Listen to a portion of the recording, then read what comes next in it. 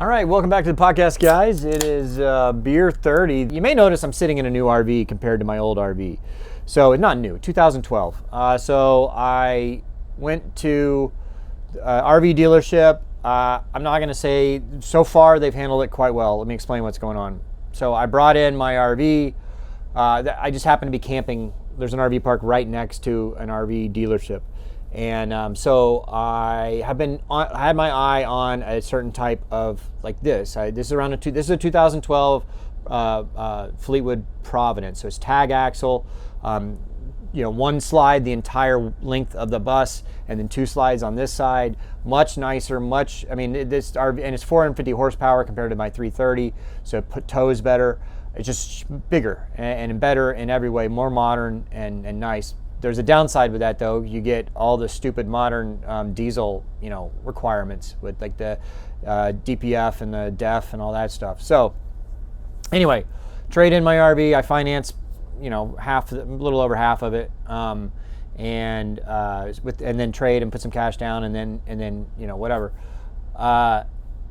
I spend a couple hours moving. Like I park the RVs next to each other. I take all my crap off my old RV, bring it on here. It takes me like 2 or 3 hours, and then finally I'm ready to go. So I start the motor up. I back up, pick up my trailer with my motorcycles, and literally pull out of the dealer lot.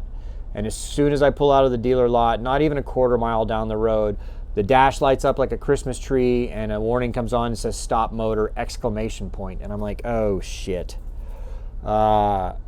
I can't believe this, right? So I pull over and I stop, turn the motor off.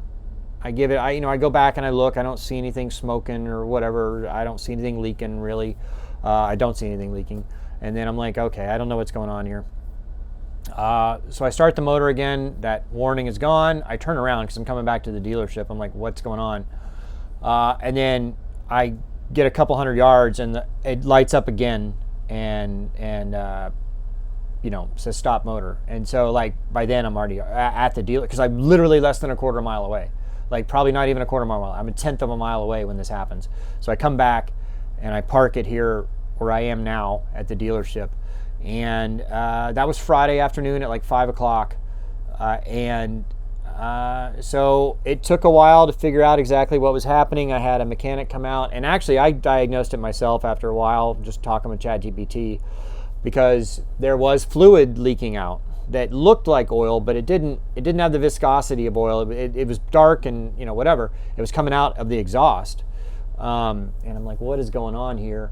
And it actually, the low coolant light came on at the same time on the dash, and so I'm trying to figure out what's going on. I end up tracing the source of the leak, and it's after. So you got the turbo on the exhaust side of thing. Turbo goes and it goes through the EGR cooler, and then it goes over the engine and then down into the DPF, which is the diesel particulate filter, and then it would go through the muffler and out.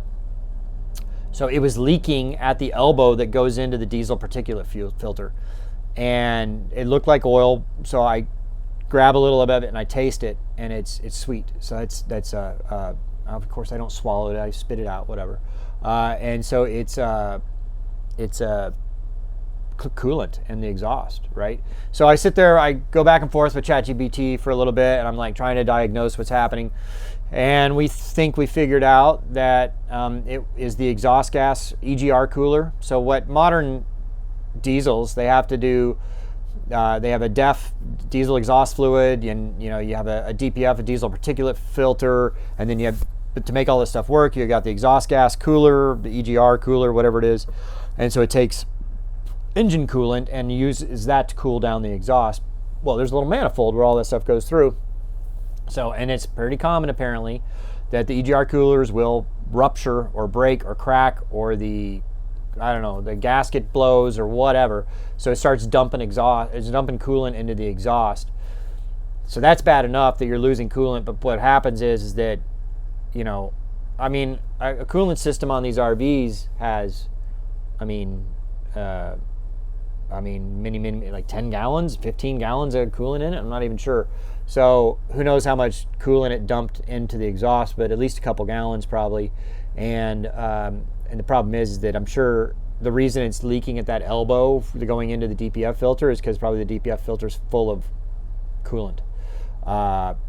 Anyway, long story short, had a mechanic come out, one of those mobile mechanics that the dealership knows and trusts. He came out the next day and he's like, yeah, that's what happened. The EGR cooler's busted and it caused all these problems. So that happened on Friday at 5 o'clock. Of course, none of the shops around here are open on the weekend. So I am going to have the RV towed to a shop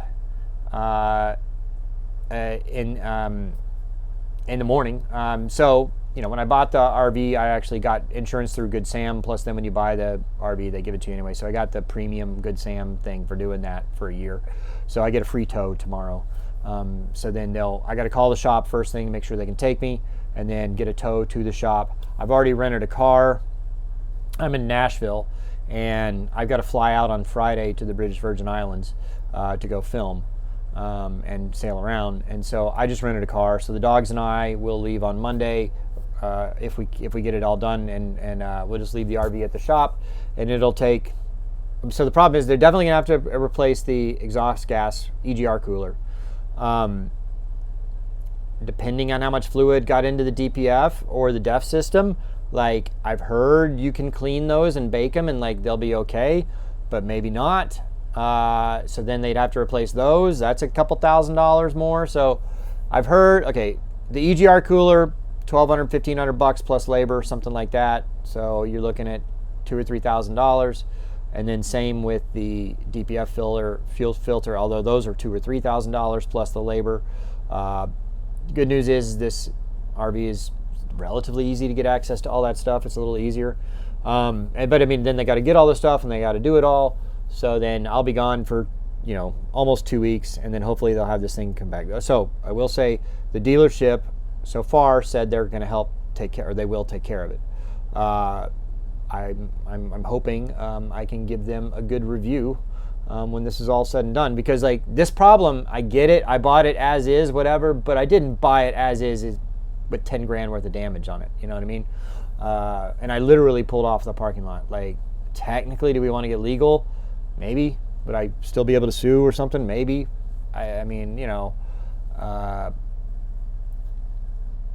but they're doing the right thing, and we're going to make it work. So anyway, so that's what's going on right now. But all right, guys, thanks for tuning in. I really appreciate it. Don't forget, if you want to win my Naughty Dogs, there is a prize competition going on right now. You can win it. No purchase necessary. Void where prohibited. See website for details. Please click that like and subscribe button, and we'll see you on the next podcast. This is a separate channel from my main channel, so make sure you're subscribed.